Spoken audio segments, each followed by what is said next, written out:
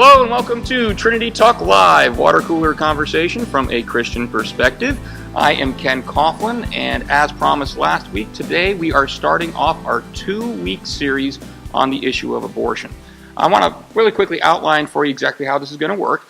Today we've got a very large panel, which I'll introduce momentarily, and the topic for today is how do we talk about the issue of abortion? And then next week, we're going to shift focus into more of, I guess, what I call a personal side of it. And we're going to be talking about ministering to women who are either considering an abortion or who have had an abortion, post-abortion ministry. So I hope you can join us for both weeks. Before I introduce the guests, I do want to make one quick mention again, like I did last week, that we did start a whole new series here on the Trinity Joppa YouTube channel just a couple weeks ago. It's called Trinity Talk Devotions. Please feel free to check that out. That is, unlike this show, which is your full 30-minute talk show, Trinity Talk Devotions is basically a weekly devotional. It's kind of like the same kind of thing you'd be getting out of a devotional that you're reading, except we're doing it in video format, 5 minutes or less. That goes live every Thursday at 7 a.m. on the Trinity Joppa YouTube channel, so please check that out. And also do me a favor, if you could subscribe to the channel. I'm not going to spend a whole lot of time on it now, but YouTube did just change some of their requirements. And there's going to be some functionality that we're going to lose come February 20th on our channel. Nothing that you're probably going to notice visually, but it's more a matter of some things that help me manage the channel a little bit better. And one of the requirements in order to keep the functionality that we currently have is that we have at least 1,000 subscribers. With God, all things are possible, so I'm trusting all you out there to tell your friends about it, share, and please ask people to subscribe to the channel. And we're trying to hopefully even get to that 1,000 subscriber level before February 20th. All right? Without further ado, I'm going to go ahead and introduce our very large panel for the day, with one familiar face and some not so familiar faces. Let's start with the most familiar face here on the end. He needs no introduction. This is our lay minister, Ben Lander. Ben has been serving Trinity for about 5 years. Is that still true? You've been on the show so many times. It's coming up on 6. Coming up on 6. I figured that might be outdated by now. Coming up on 6 years at Trinity. Initially, he was the high school youth director, and he's now the lay minister. He's currently working on his Master's of Divinity, and he's married to his wife, Katie, and they have 2 children. I've lost count how many times he's been on, so I'm not even going to try to pretend I know, and I'm just going to say welcome back, Ben. Thanks again, Ken. Sitting next to Ben is Clinton Wilcox. Clinton is a staff apologist with the Life Training Institute and a certified speaker and mentor for Justice for All. Clinton is a prolific writer, having 2 articles published for Christian Research Journal, with one more forthcoming, and an article upcoming to be published in Bioethics, one of the top 5 leading bioethics journals in the world. He's also been published on several blogs, including the Life Training Institute blog, the Secular Pro-Life blog, Life News, Life Site News, and the National Pro-Life Committee. You left off the Christian Apologetics Alliance, Clinton, which is how you and I met. So I was. That's true, but it's been probably several years since I last wrote an article for them. Yeah. Like you, I just got too busy to keep it up. Yeah, I don't think I've written for them since, I want to say 2013, but it's still a very good blog if people want to check it out. Yeah, in fact, I still occasionally hear about someone who's come across one of my articles on that blog. So, matter of fact, I got to give the admins their credit. They actually emailed me. I think it was about 6 months ago, where somebody, it wasn't just a comment, but somebody I guess emailed them and had a comment about something that I had written several years ago, and they sent it to me. They passed it along. So I just want to let you know this person said it really affected you. So it was really good. Really appreciated that. Clinton specializes in training pro-life people to make the pro-life case more effectively and persuasively. Thank you for coming, Clinton. It's my pleasure. Thank you for having me. And next to Clinton, we have Paula Hoppel. Paula Hoppel has been teaching for 20 years and has particularly enjoyed the challenge of bringing 8 Shakespeare plays to stage with her talented students. She is actively pro-life, volunteers as a youth minister for Good Shepherd Church in Perryville, Maryland, where she has organized 9 groups of youth who have attended the March for Life. Thank you for joining us, Paula. Thanks for having me.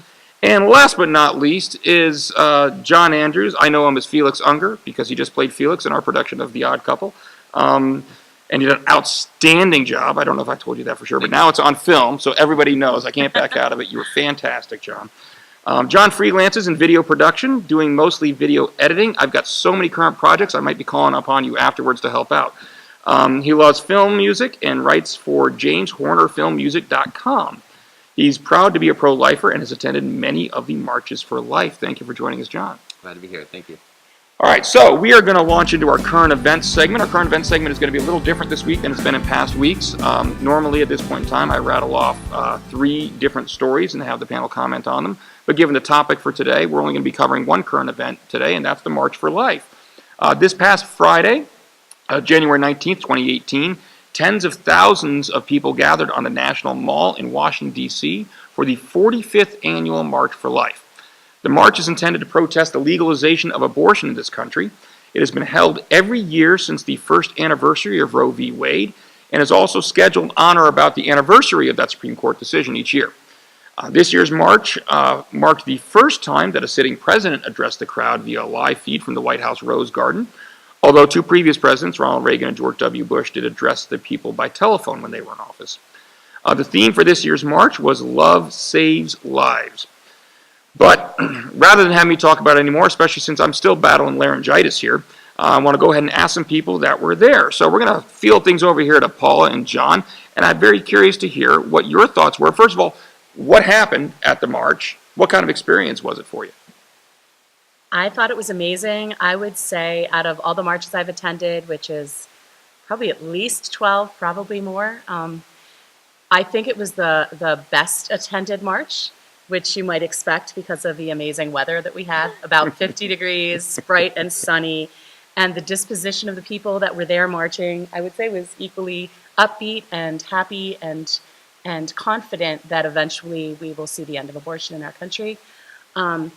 It's interesting to hear the numbers, tens of thousands. When I hear that, and that's pretty much the most that people might say in the media, because I don't think they really give an official number, but you would think that would be possible with all the drones and, you know, ability to measure things. But in any case, I would say it's probably hundreds of thousands of people that are there, you know, supporting the life for all people in America from the beginning to natural death. There's a cool video you can find online. It's a time lapse of the march. I think I heard they do it every year. I didn't see it this year, but I think this year's was 8 minutes long of fast motion, just everyone walking through, and it's astounding how many people are there. You know, it's funny you should say that, because that's the same thing. When I was trying to do the story for the current events segment here, that's all I could find. That's exactly what I was looking for, because it's funny. I can't help but notice that a lot of other marches you see in D.C., people are giving estimates of attendance like right afterwards. I mean, you've got the inauguration. People are giving estimates of the attendance right afterwards. And just interest of full disclosure, we're filming this on Monday. And so I was looking for, admittedly, I was looking for the stats on Sunday, or Saturday or Sunday or something. It was over the weekend. So I guess maybe the news outlets will give them the benefit of the doubt, maybe they're home sleeping on the weekend. I don't know. Yeah, well, news outlets always usually estimate a very low number anyway. So you never really get anywhere near a correct estimate from the news outlets, at least the ones that I've seen. I just found it interesting because everybody that I communicated with that was actually at the march had the same reaction you did, Paul, where they thought it was significantly more than just tens of thousands. I don't know if we'll ever know, but... Well, I attended with my group from Good Shepherd Parish. We had about 65 kids and chaperones, and we went to the Mass for Youth that was at the Capital One Arena, used to be called the Verizon Center. There were 29,000 people who were at that Mass. All of them attended the March for Life. And I do know that there were also a number of different masses that groups from around the country attended at the Basilica, at St. Matthew's Cathedral. Very, very large parishes or churches with a capacity of thousands. And so all of those people funneled, you know, separately into this march, this big, you know, uprising. And so, you know, I mean, 29,000 plus all of those additional thousands of groups, plus all of the buses that came from everywhere. It's definitely an underestimate to say tens of thousands. Well, for those people that maybe have never attended a march, right, and they don't know what to expect, if you could just tell us a little bit about what happens at the March for Life. It can be hard. A lot of people say it's more standing than actually walking, because there's just so many people there, and it starts with speeches from a lot of different people. This year we had a lot of senators and representatives, our president and our vice president, and so they have jumbotron and speakers, but you know, only a small portion, I think, of the whole march are close enough to actually hear anything. So there's a lot of standing around and waiting, and then when you walk,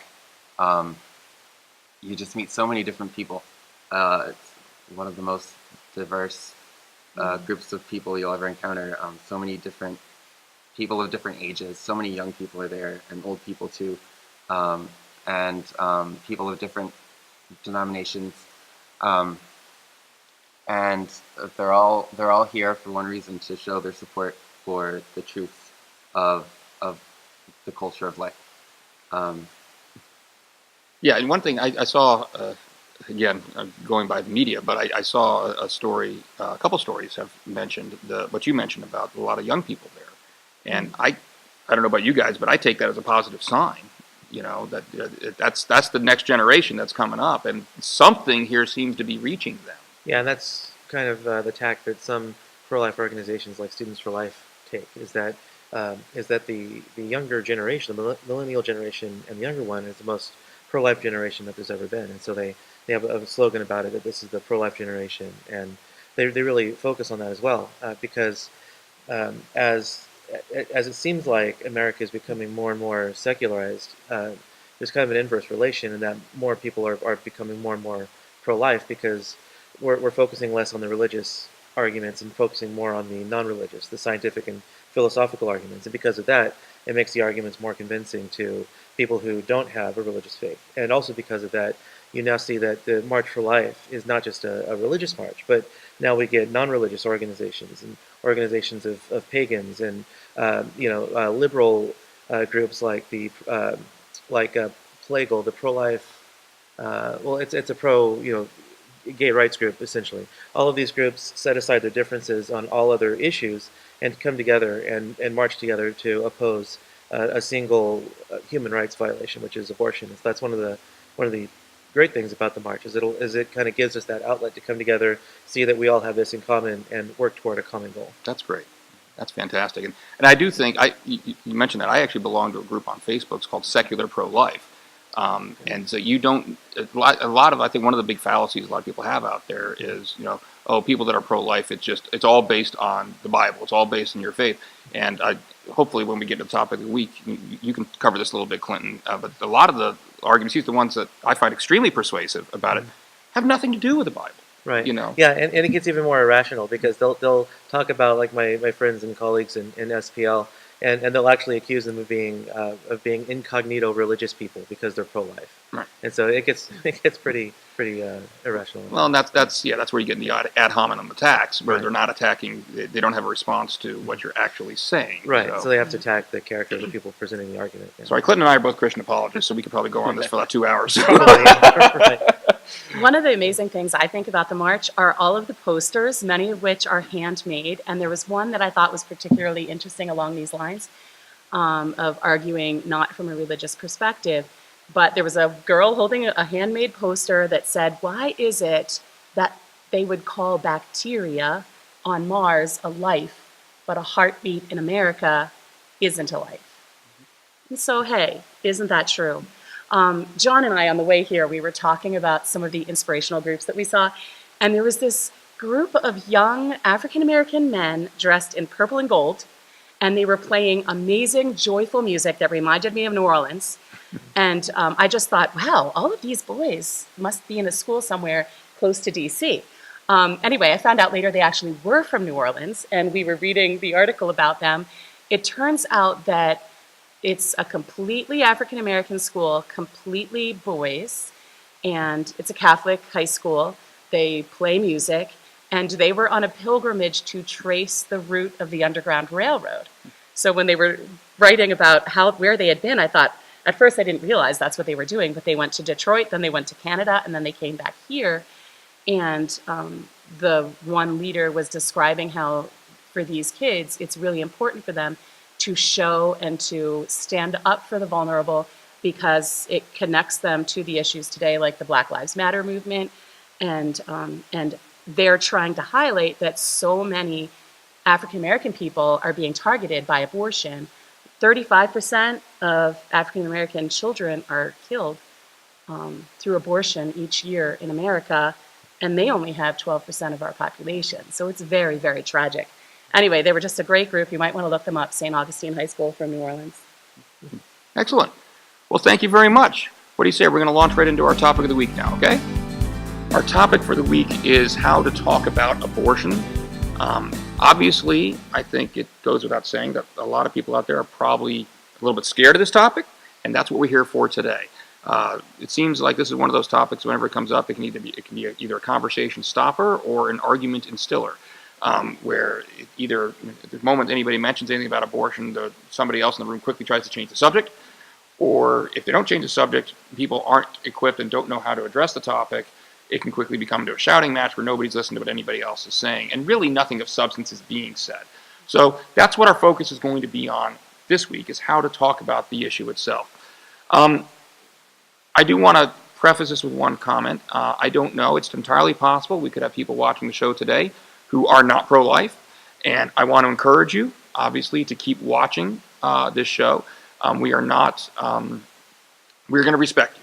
All right. The point of this show is not to belittle, not to put down. We're talking about the issue itself. All right. And I do think that's very important in any context, whether it's this issue or any other issue, to be willing to challenge yourself. I think one of the leading problems we have in the world today on any number of issues is people who formulate their opinions. It could be based on a meme on Facebook. It could be based on emotions. And they never really rationally think it through. And the only way that you know whether or not what you believe is well-founded and is true is if you are not afraid to challenge it. So I would encourage you, what you're going to get here is a polite, respectful, graceful, intellectual somewhat conversation. Intellectual on Clinton's part, my part probably not so much. And I won't comment about Ben. Ben's great. Intellectual conversation about the issue that I think is exactly what we need to have more of out there to really get a respectful and yet intelligent conversation going about hot topics like this. So, without further ado, what I want to do to start things off here is I actually want to start things off with Ben, because the seed of this episode actually stemmed from a sermon Ben gave last summer. And if I was prepared, I would have written down the name of that sermon so that people could find it. But I'll put it in the show notes. How's that? I'll put a link to the sermon in the show notes, so you can scroll down and there'll be a link to it there if you want to watch it. And you gave a sermon where you started out with some medical facts about embryonic development. And I think that's an important and a good starting point for a conversation like this, because I think it's good for people to understand what we're talking about. So many times you hear taglines out there like, oh, it's just a clump of cells or whatever it may be. And I think probably the biggest question, really the only question, I believe, in the abortion issue is, what is it? And so I thought the statistics and the facts you gave actually help establish what is it. So I was hoping you'd share that with us here. Sure. Yeah, I think like what you said, first off, just for starters, it's important to begin any kind of conversation like this as a dialogue, not as an attack, not as, one thing that I can see immediately off the bat is that our entire panel is pro-life, so it may seem a little, our opinions may seem skewed to anybody out there that's pro-choice, but we do want to approach it from a standpoint of a dialogue, and actually some of the, where I get kind of my information from, there's one book that I'd like to recommend at least. It's called Abortion, a Dialogue, and I can give you a link to that, so you can put that in the description as well. And it does a really good job, I think, at least, of looking at both sides of the argument and going into really questions that are related, but not necessarily the same. And it deals with issues such as personhood and what can you call a person? Is a machine a person? Is a intelligent enough AI? Can that be considered a person? Who's the author of that book? I do not know that off the top of my head. I can get you that. It's actually in my office right now. I should have brought it. Okay. But yeah, and that's kind of the approach I think is good. Anytime that we have this topic specifically, or any kind of hot topic, it's you want to approach it from at least from a Christian perspective, from a standpoint of love and speaking the truth in love. So when I share those statistics, they don't come from a particularly Christian source. It's from medical sources. Things such as I don't have the statistics in front of me right now that I use, but again, you can look at the ones that I've shared, such as the fetus developing a heartbeat while it's still in embryonic development. Probably Clint can help me with some of those. Around 22 days is when the heart starts beating. Yeah, and they develop fingerprints, their own identity, everything. All of the earmarks of identity and personhood are there that we would use before birth, long before, and so. When we look at it from a scientific standpoint, and Clint kind of mentioned this in the topic of the week, where when we approach it from a scientific standpoint, not necessarily from a faith standpoint, that's getting a lot of more of the millennials to respond positively, because it kind of shows an effort to think a little bit more critically on our part, to engage on both sides of it, and kind of look at those hard questions of what is a person, how do we define that, and kind of start out defining the terms, and kind of go from there. And but also, we always want to keep in mind, as Christians, as believers, God's word is final, and in many cases, actually every case that I've come across, it lines up with the statistics, the stats that we present. When we read in the Bible that God knit us together in our mother's womb, we see that. We see evidence for that. And so I think there's no reason to throw that out just because maybe it doesn't line up with somebody's particular profession of faith or belief. I'm glad you mentioned that, because I wanted to bring that up too. That when we talk about, because I mentioned earlier that a lot of these arguments don't depend upon the Bible, but we don't try. We as Christians, obviously, that is our authority. And you mentioned Psalm 139:13. There's also Jeremiah 1:5. Before I formed you in the womb, I knew you. And so I think it's pretty clear what Scripture teaches us, and that's something that when I do the whole apologetics thing, that always amazes me, that I always get a kick out of, both in regard to this issue and others, is that how many times you can see, Scripture has been saying this for how long, and then as science develops, we see more and more confirmation of it. Right, and the way that I explain this to people is that the pro-life position is consistent with my religion. It's not grounded in it. My pro-life position is grounded in science and philosophy, and even though the Bible is silent on the question of abortion itself, we know that God told us not to murder, and if science has proven that the unborn are one of us, then the prescription against murdering would certainly apply to them as well. And plus, even though abortion is never directly addressed in Scripture, it is addressed in one of the earliest Christian documents, the Didache, which states in no uncertain terms that Christians are to avoid infanticide and abortion. And in fact, it says, I think the actual wording is to avoid killing a baby through abortion. Which is what gets to my point that I was trying to make before, is I think the question here is, what is it? I think it's Greg Kokel that says, if I'm paraphrasing here, it's not going to be a direct quote, something along the lines of, what is it that's inside the womb, and if it is just another part of the mother's body, then no justification for abortion is necessary. Whereas if it's not, if it's its own human being, then no justification for abortion is sufficient. And so I think that's where we lose, even with the taglines. People that aren't in favor of abortion label themselves pro-choice, but I still think that the challenge then is, well, okay, but choose what? What is it that you're choosing to do? Because that's really where I think the issue is. Yeah, and that's why framing it as a woman's choice is misleading, because just having the ability to choose doesn't mean that any choice that we choose is justified. You have to first look at what is it that's being chosen. You have to decide whether or not that act that you want to commit is morally illicit or not, and then you can say, okay, I can choose to perform that act. And so by saying that it's just a woman's choice, you're totally just ignoring all of the moral issues around the abortion issue. And so it's just a way to justify the pro-choice position without actually having to argue for it. And I got to say, I don't. That's not limited to the abortion issue. I think no, people do that all the not. time. Right. Yeah. We attach. That's, I think, a downfall of the. We're going to do an episode here in a few months on social media, and I think that's one of the downfalls that social media has led us to, is the tendency to want to wrap everything up in a 3-word meme or something like that, and most of these issues can't be encapsulated in that format, and that's just, I think, one example of it. Yeah. So let me ask a question, because Ben, you mentioned the book and talking about what is a person, what makes a person.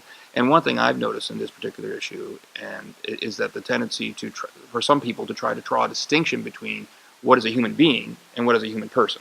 And they try to say that, well, even if you can show that some of the things you guys have talked about, that when the fetal heartbeat develops, I would throw in the DNA signature, that there's a separate, unique DNA signature, separate and apart from the mother's. Right. Which, matter of fact, let me sidetrack for a second, because I do want to give my example on that I use quite a bit. Because for those who don't know, I'm a lawyer by trade, when I'm not working here. And I give an example to explain to people. I says, well, let's pretend we're at a crime scene, right? And the crime scene investigators find a black hair at that crime scene. Well, they know the victim, it's a murder victim. The murder victim has blonde hair, so it doesn't belong to them. Well, they want to figure out who that black hair belongs to, and it possibly might belong to the culprit, the killer. And so what are they going to do? What are they going to do? They're going to DNA test that hair. Now, the problem is that even though the victim had blonde hair, they had a dog, and the dog has black hair. So it's entirely possible this hair they found belongs to the dog. Well, is DNA testing going to help them with that? Sure. First thing that's going to do, DNA testing is going to tell them whether that's a human hair or whether that's a dog hair. But it goes even beyond that. That's going to tell them, if they find it's a human hair, it's going to tell them which human that belongs to. And that's the issue. So in that context, we understand that when we're looking at the DNA signature, that DNA signature identifies a separate, unique human being. And yet in this context, I don't think people want to draw that conclusion. I'm sorry, you go ahead. I do have something, because I think we actually should draw that distinction between human being and human person. And I think we should for at least three reasons. That number one, pro-choice people do it. And so we need to be able to keep that distinction in mind if we're going to be able to adequately respond to pro-choice arguments. But number two, we need to be able to pinpoint where, I lost my train of thought on the second one, so I'll come back to it if I remember. But number three is because when we talk about human beings and when we talk about persons, what people usually mean when they say person is something akin to a rights-bearing entity. So if you're a person, you have rights. If you're not a person, you don't have rights. And so the question then is, would we consider God and non-human entities like angels as persons? Well, we would. And so if we would consider angels and God to be persons, then we could not say that being a person is the same thing as being a human, because that would mean that God and angels and intelligent extraterrestrials, if there are any, those kinds of beings would not be persons. So it's not necessarily being human that makes us a person. What makes us a person is being made in God's image. If you read some of the literature on abortion, you have someone like Marianne Warren, who's a pro-choice philosopher, who wrote a paper saying that we need to take the human adult as a paradigm case for personhood. And since the unborn lack certain properties that human adults have, then they are basically disqualified for personhood. Alvin Plantinga, a Christian philosopher, who, as far as I know, has never actually written anything on abortion, but he takes a different tack about personhood and says that because God is our creator, it's in a paper called something like A Letter to Christian Intellectuals or something. It's a paper he wrote to Christians who want to pursue intellectual pursuits, basically. And he says that as Christians, we need to hold God as our paradigm case for what a person is, because God is the one who created us. We're made in God's image. And so if we're talking religiously, then we would say being made in God's image is what makes us a person, not necessarily being human. And so to that effect, what makes us a human is not the fact that we're biologically human, but it's our underlying nature. Because since we're made in God's image, that means that we've been given a rational nature, which is a nature that we share in with God. And so that's why the unborn also qualify as persons, because they also have that rational nature. There's no substantial change that an unborn human being from fertilization goes through that changes its nature in any way. It has the same nature through every point in its life, so it remains the same individual, the same person throughout all of those points. Does that argument hold true for somebody who doesn't accept that, an atheist, for example, who says, well, I don't accept that we're made in God's image because I don't believe in God in the first place? Right. What would you say to them? Yeah, and so I wouldn't talk about God's image. I would just go strictly that we have a rational nature, and it's our rational nature that grounds our personhood. And the reason that we can say it grounds our personhood is because trying to ground personhood in the properties or the functions that we can perform currently puts the cart before the horse, because things, it's as arbitrary as saying that your personhood is grounded in your skin color or your gender, because your skin color and gender are accidental properties that belong to persons. Maleness isn't just some esoteric thing that exists out there in the universe somewhere. You can't pick it up, put it on a shelf or anything. It's a property that inheres in a person. So you can't say that you're not a person unless you're male, because male is a property of persons. It's not what defines a person. By the same token, our functions like consciousness, self-awareness, the ability to communicate, all of these things are grounded in our nature. And so the nature is the more fundamental thing when we talk about these particular functions that we have. So I'm not a person because I'm conscious, or because I'm self-aware, or because I'm appearing on Trinity Talk Live. I'm able to do all of these things because I have that rational nature. And so since it's the rational nature that allows me to do all of these things, And because I can cease being conscious, I can cease being self-aware, I can cease being able to communicate, but I would not cease being a person, like when I fall asleep. And so we wouldn't want to say that I cease being a person whenever I cease being able to function like a person. So so it's not the present ability to function that makes me person, it's the underlying nature. And that's why my personhood doesn't leave me whenever I cease being able to function as one. Yeah, and that's what I think happens a lot of times. People will put different criteria on, really ends up being kind of arbitrary criteria on. It's like, okay, well, we don't want to say that this individual, this human being, has rights. We're going to say it's not a person. Well, what makes it not a person? Like you're saying, well, their nature doesn't change, so they always are. But a lot of people, when attempt to justify this, will put different criteria on that to say, well, you're not a person unless X. And of course, whatever X is inevitably ends up just being something that's come up to justify the end they want to achieve. Right, and then the next question is, okay, so how much of X is necessary? Because especially if you're talking to the average person who's not a fan of Peter Singer or Michael Tooley, someone who supports infanticide, well, you have to now give me some kind of quality that would include infants in the sphere of human rights, but exclude the unborn. How much of that certain property is necessary? Because obviously you don't want to say we can kill infants, even though infants are not self-aware to the degree that we are, and they have some sort of consciousness, but not as much as we are. So if you're going to ground human rights and human value in some kind of degreed property, that would also make human value a degreed thing.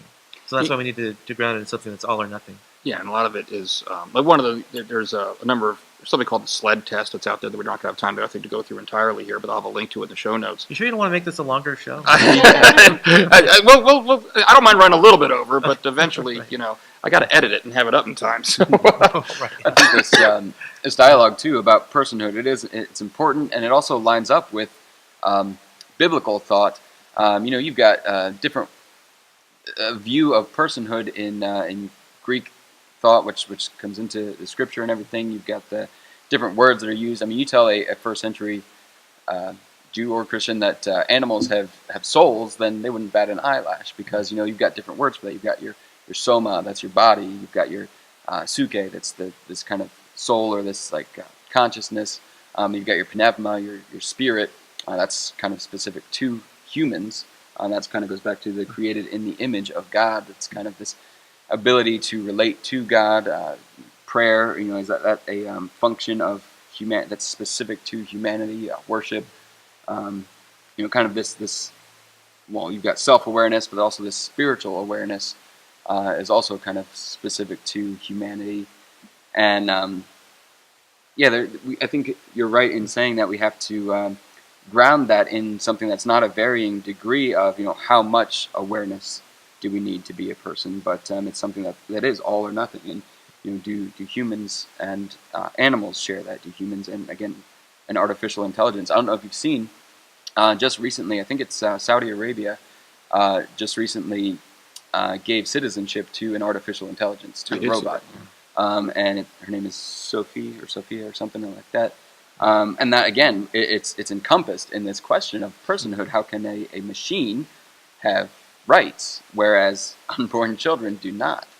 And what makes them different? Is it because this machine can? Well, I think people are saying that the reason that they gave this machine citizenship is so that it can create Bitcoin, and it can create that it can work essentially, and they can tax this machine so that they can get money off of this machine. It's all a political thing, and I don't know. It seems so backwards to me to give citizenship to something that we would not qualify as having I don't even know, a soul, let alone a spirit. But infants we don't. So I think you're right in saying that. I have a question about this whole personhood thing. So when we're engaged in a dialogue with people that don't agree with us on something really important to us, like the personhood of an unborn child, we are engaging with a community of people that would claim that they have personhood. And we, as Christians, would recognize that they also are made in the image and likeness of God, and they share certain attributes with us, our dignity, our worth. I was thinking one of the things that draws us together with those who would call themselves pro-choice would be that most of us, I believe, because we were created by God in his image, are really formed to love. We're called to love. And that was one of the themes of the march this year. It was Love Saves Lives. I just loved that theme because I think it takes away part of the dichotomy between our side and their side, us against them, fighting over the meaning of the life that we're arguing about, having the right to exist. And I think a lot of times that we don't consider that human aspect of the person that we're arguing with, hoping to get them to the side of truth. And if we do share that interest in love, and I think most of them, except for, like you said, Peter Singer and his life, you know, they are for abortion because they believe it's the loving choice. Or they are for abortion because they believe that it would be hard for a child who has, you know, difficult disabilities to be born and to live in a world filled with pain, or for the family to have to care for someone who would be difficult to care for. But it's usually, in their mind, focused on love. So what would you say to that? I would say, well, being the loving choice, kind of, again, this concept of choice and choosing is kind of misleading when you think, because when you say that pro-life kind of excludes all choice of everything. Well, being pro-life, there's still options. You know, you think of, I don't know, certain cases, and it does get very hairy in difficult situations. You know, you've got an ectopic pregnancy where the fetus forms outside of the uterus. Almost certainly means death for the mother and the child. In that case, is it the loving thing to do? Maybe. I don't know. And honestly, I'm not. I thank God that that's not my position to make those decisions, or I haven't had to be put in that position. You can make the same argument with physician-assisted suicide. Is it the loving choice to give the dying elderly person kind of to euthanize them? Let's start another hour-long subject discussion on that. What do you say? Yeah, I mean, and it's are there other choices that uphold the dignity of human life without prolonging suffering? I was thinking more about how to reach the hearts and the minds of the person we're arguing with. Yeah. Because we share something. We do Right. love. We love, and for me and John, we were talking about this on the way here. I mean, I feel like it's veiling the truth to say it is the loving choice to help a woman by providing her with an abortion. I have a friend who was the victim of rape. She persevered. She said yes to life. She has, her son is alive today. He's serving in the military.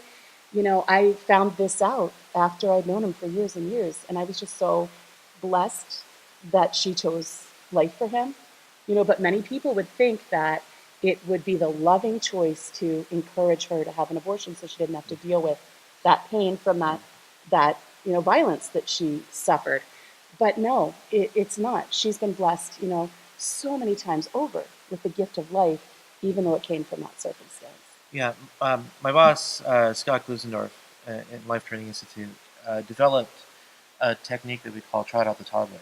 And in a situation like this, it seems like one way that we can get them to recognize the fact that it's really a bad argument to say that this is a loving thing is we can usually trot out a toddler with them. For example, if they're talking about, it's more loving to abort a I don't want to say defective because that sounds dehumanizing to a lot of people, but a deformed, I guess, not really much better, but a severely disabled, I guess we'll say, unborn child. It would be more loving to abort that child than to allow him to continue with his disability. And what we can do is we can trot at a toddler is, we can affirm with common ground saying, yeah, that would be a very difficult life that the child would have, and we recognize that, and we need to help that child as much as possible. But then we can look at a fictional toddler that we trot out and say, okay, but suppose, because we're basically drawing the situation now from an unborn disabled person to a toddler disabled person. We're saying, okay, suppose a woman has a toddler who's disabled. She thought at first she could handle raising a special needs kid, but decides that it's been too much for her. Would we then allow her to kill her toddler? And of course, the person would say, well, no, of course we can't do that. And the reason for that is because it's a human being that we're dealing with. And so if the unborn is just as human as that toddler, then we can't justify abortion for the case of a severe deformity, just like we could for the case of the toddler as well. And so I think a similar technique, if we're now drawing from not necessarily a loving thing for the unborn child, but for the woman herself, I think we can do the same thing. We wouldn't necessarily allow her, put the focus now on her. If she had a toddler instead of an unborn child, we wouldn't dream of saying, that we think she should be able to kill her toddler in order to make life better for her somehow, to allow her to go to college, or because she doesn't think that she can handle raising a child, or she doesn't think she can afford it. Maybe she recently lost her job and her boyfriend or husband walked out on her. We wouldn't allow her to kill a toddler for any of these reasons. And so I don't see, if the unborn is just as human as that toddler, I don't see how we can allow her to kill the unborn child for these reasons either. So this kind of a technique, what we call trot out the toddler, shows that what the pro-choice person is doing is actually begging the question, which is, of course, a technical, logical term, meaning that she's assuming what she's trying to prove. She's not assuming abortion is moral.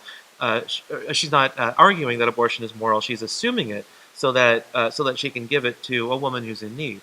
And so you don't want to just come out and say, well, you're begging the question with that, because that's obnoxious. You want them to get them to So realize we don't want to be obnoxious. Right, exactly. Okay. Yeah, in fact, my friend Josh Brahm, who heads up the Equal Rights Institute, has a slogan. It's called "Don't Be Weird." So that's something all pro-life people should follow. But yeah, so basically we can show that they're not really arguing for their position. They're just assuming it in order to make their point. Well, and I'll tell you what I use that tactic for, and what I do think it's very valuable for, is getting back to what I said at the beginning, as far as what is the most relevant question here, and I think it's what is it? Yeah, exactly, and that helps them focus on that. I think. Exactly, because we don't want to be unloving to the woman. No, we don't want women to go through these difficult situations. We just believe that there's a right way to handle it and a wrong way to handle it. We think abortion is the wrong way, and we want to get resources to this women. That's why there are so many pregnancy care centers in existence. Last figure I've heard is I think there are 2 pregnancy care centers for every Planned Parenthood in the United States.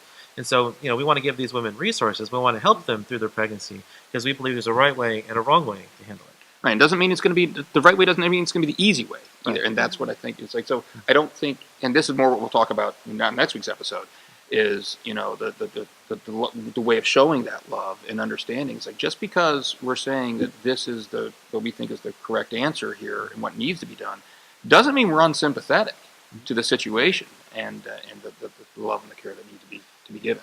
Yeah, and I think a lot of that, sorry, I just wanted to jump into that one more thing, is that I think a lot of that is in your tone, too. So you want to make sure that you're keeping a nice, pleasant tone when you're talking to these people, because, I think a lot of well-meaning pro-life people, especially a lot of well-meaning Christians, turn pro-choice people off, not necessarily just because of the words that they're saying, but because of how they're saying it. And so I think a lot of that has to do with our tone and how we approach the conversation as well. Yeah, and I think you're absolutely right. And to say that pro-choice is the most loving response, as well as again misleading, because you're trying to quantify love at that point, saying it's the most loving. Well, I mean, again, going back to there's different situations, and it's the most loving thing to do would be to take care of that full person, the mother, and walk through with them through the situation, be sympathetic to their cause, to their plight, whatever their situation is, and try to get them the help that they need. I've seen young women who get pregnant out of wedlock and have considered that, and then have the child, and it's one of the most profound blessings in their life. My wife and I, our daughter, she's 3 years old. She's beautiful, and one of the best blessings in our lives. But when my wife was pregnant with her, one of the markers came back in one of our tests saying that she's missing one of these markers as a signifier that she could have Downs, and then so that's the automatic. The doctor has to come in and say, "Here's your options," and we had to look at the doctor and say, "Those aren't options for us," And so, whatever happens will be, we're going to keep the child, and so trying to challenge people to look at what the loving thing is to do in a different light, to take care of the mother and the unborn child. It's loving for, do the ends justify the means, or is it, loving the whole person? And there's more than one person there. And again, that goes back to what is abortion, defining it, and getting people to see that it's more than just one person's life that you'll be affecting. Yeah. one of the speakers at the Capital One Arena shared that his mother was encouraged to have an abortion when she was expecting him because he had all of those markers. And here he is giving the homily at the Mass, at the Capital One Arena. And at the end, he shared how, as a priest, he now has the opportunity and privilege of counseling people and walking with them through difficult circumstances, and has frequently encountered people who are really struggling with what to do. And a lot of what they were dealing with was fear. They would come to him and say, "Father, I just don't know how I can love this child who may have all of these issues." And his response was, "You are underestimating your ability to love. It's all fear that's blocking them." And I think, all of us made in the image and likeness of God, we really do have that love. He gives us the graces, the capacity to deal with whatever challenges we might have in our lives. And I mean, even if you're not Christian, you can draw upon that wealth, that natural law, and then all of them probably have a situation where they could recognize, I didn't know I had it in me to deal with this particular thing. And here, I was able to handle it. Who knows why, for someone who's not a believer. And that's something we have in common with them. We just are more aware of why. So. And I think that obviously I wasn't afraid to run a little bit over, but and now obviously I'm not afraid to run a lot over. But I do think that provides a good lead into next week's episode. So I'm going to cut us off there. And the reason what I want to build on that is I think there's a impression out there when people hear about crisis pregnancy centers that if you just look at what you see in the media and a lot of websites, it just seems like people just think, all they're doing is they just exist to talk people out of abortion. And that's obviously not the case. A lot of what we've been talking about here on the tail end of this episode about loving and caring and supporting is exactly what these facilities are in the business of doing. And like I said, next week we're going to be talking about the support that can be given both to women that are considering an abortion and to those that have had an abortion. So I think that's a really good place to wrap things up.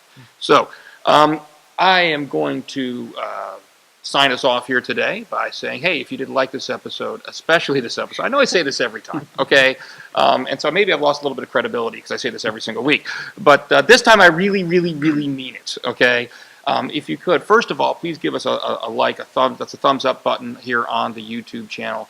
But share this video, please. Share it on Facebook. Share it on Instagram. Share it on whatever your social media platform of choice is.